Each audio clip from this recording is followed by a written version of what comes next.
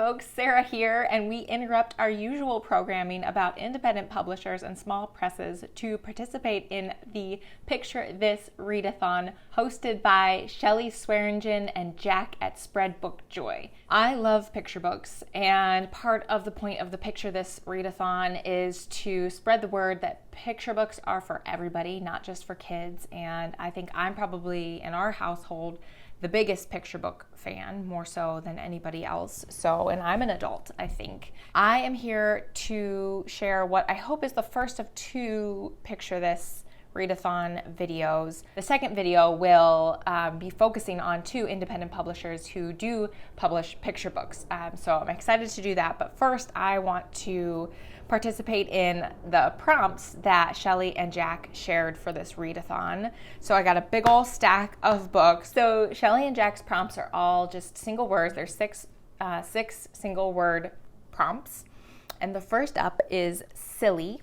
I think I'm going to share two books for that prompt. So my favorite silly book is by Mo Willems, who is, no stranger to most people, but I don't know if this is one of his most well-known picture books. It's called Nanette's Baguette, and it is about little Nanette, who I believe is a frog, a little French frog, who is sent by her mother to the corner bakery to buy a baguette.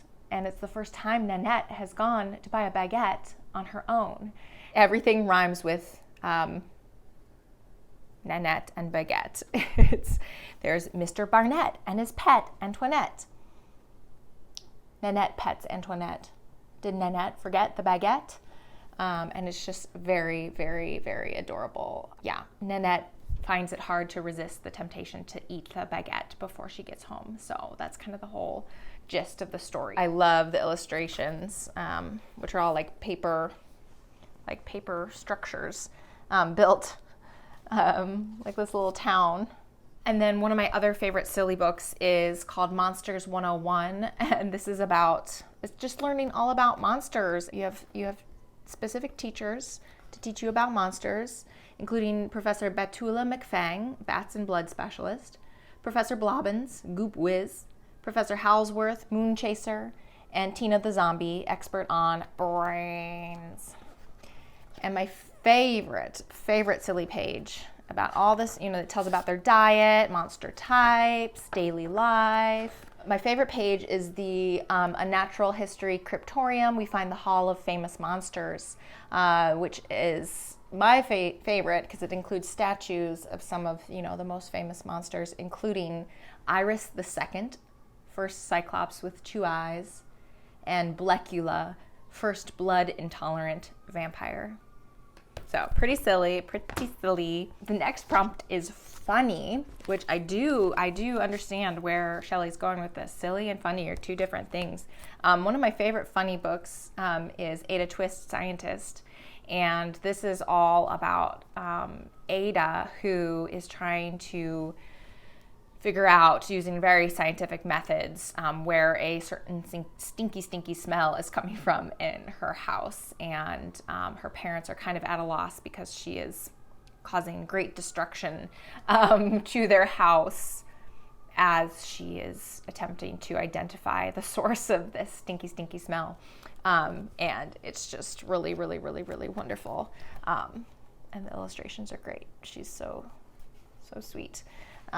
So that's one of my favorite funny books. And you can just feel like, I think it's funny for kids, but I think it's even funnier for adults and for parents, because you can feel the parents' frustration at some of these antics that Ada gets up to as she's trying to find this smell, and how, the internal struggle between controlling the mess versus letting your kid like explore and discover new things.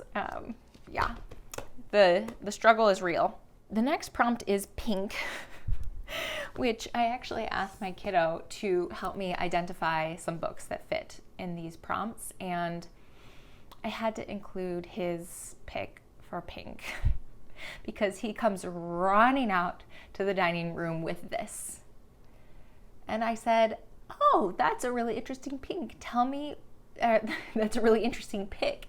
Tell me why you picked that for the pink prompt." And he said, "Look, there on the T-Rex, he's got a pink mouth and a pink little bit of tongue. So I had to include that, obviously, for this Encyclopedia of Dinosaurs for the pink prompt. But yellow is one I came up with all on my own. This is one of our favorite books in our house. It's called The Cajun Cornbread Boy. And it's like the gingerbread boy who's trying to get across the water, and everybody wants, all the animals want to eat him. But instead of a gingerbread boy, it's a cornbread boy, and he's obviously yellow. And so his little refrain, let me see if I can find it. And the illustrations are really sweet. So this, I haven't been saying the authors. Let's see. Okay. Monsters 101 is by Cale Atkinson. Ada Twist Scientist is by Andrea Beatty, and it's illustrated by David Roberts. Cajun Cornbread Boy is by Diane de las Casas, and it's illustrated by Marita Gentry.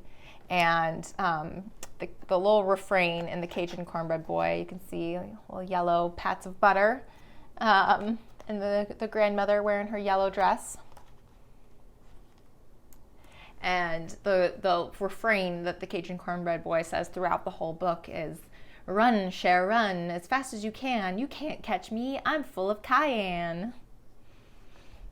And it's one of those amazing books that I always love that has a recipe at the back. I love it when a picture book has a recipe at the back. We have a bunch of them actually that have recipes at the back, and I think that's so fun. The next prompt is hope.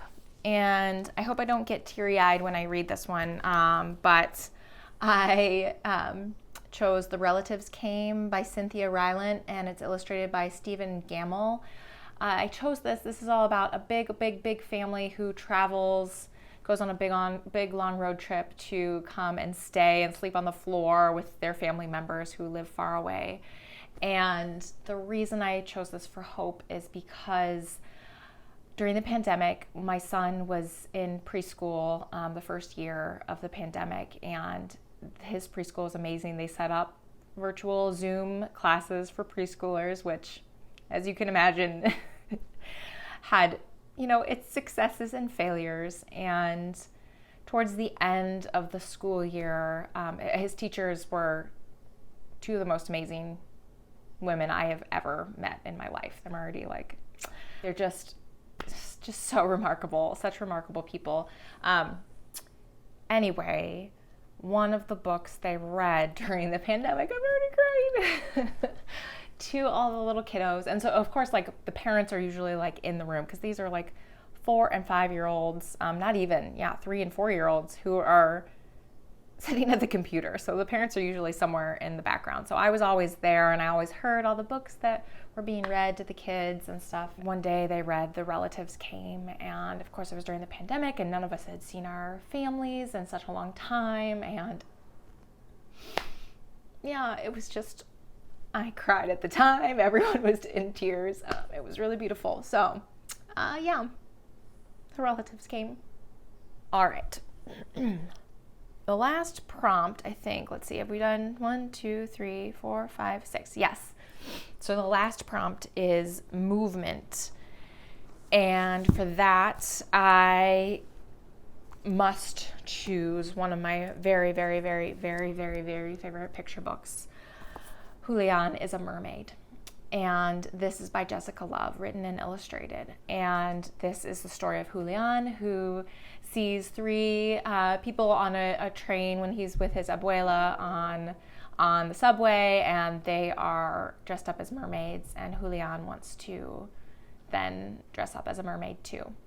And it's so beautifully illustrated, but I think it has some of the most illustrations of movement, some of the best illustrations of movement that I have ever seen. So you have Julian imagining himself turning into a mermaid, and then this page in particular. When I saw the prompt movement, I grabbed this book because of this page, because it's just, he's turning into a mermaid, and all the sea creatures moving past Julian, and it's so sweet. But then also you get just so much city movement, city life. It's just so vivid and feels just like you have this page with, I hope you can see it, this page with these kiddos playing in the fire hydrant water, and you could just feel the movement on a summer day, a hot summer day on a city sidewalk. So one of my favorites of all time. Beautiful book. And then Shelley and Jack also encouraged us to highlight particular illustrators that we love. So I've picked out a few here that I particularly love. An illustrator I've loved since I was a kid is Barbara Cooney, and this was one of my favorite books as a kid, The Ox Cart Man. It's about an ox cart man who has to journey far, far from his family in order to sell the things they've been growing and making on their farm. And then he journeys back, and it's just, the illustrations are so, so beautiful. I love this book for the illustrations. I love this page where he's in the shop in town. I'll love to imagine what it would be like in that shop, and you can almost smell it. The illustration is so beautiful. My grandmother gave us several picture books that are illustrated by Will Moses, and they include The Legend of Sleepy Hollow, which kind of has similarly folk art, similar to the Ox Cart Man. Beautiful, beautiful, beautiful illustration. So that's The Legend of Sleepy Hollow, and then also Rip Van Winkle. And they're just... My son is terrified of Rip Van Winkle. He loves The Legend of Sleepy Hollow. That's not too scary for him, but Rip Van Winkle scares him a lot. There's Ben Hatke, who also does comic books too, but my whole family loves the illustrations in Nobody Likes a Goblin. This is a story of a little goblin who it flips the narrative. It's one of those wonderful books that tells the story from the goblin's perspective, and there's all these adventurers, wizards, and elves and dwarves who are going after the goblin because nobody likes a goblin, but it tells it from the goblin's point of view. So you have the sweet little goblin hiding from the adventurers. Adventurers were storming the dungeon. We love. This is one of my husband's favorites. We love the illustrations in that. And then finally, probably one of my very, very, very, very, very favorite picture books, illustrated books that we own is about the Grand Canyon, and it's by and illustrated by Jason Chin. And this book is so gorgeous. It's about a girl who goes to visit the Grand Canyon, and she's with her grown-up, and it shows they start at the top of the canyon, and it shows them working their way down, and then you see it has all of the showing you the layers. It's all about how the Grand Canyon was formed over millennia. So it shows how it used to be an ocean and a desert, and used to not be a canyon at all. So it used to be underwater. But my favorite pages are when they're hiking, and then you get all, there's several pages like this, but they're hiking through the Grand Canyon, and then you see, am I on camera? And then you see all of the animals that live at that level of the Grand Canyon in illustrations all in the borders.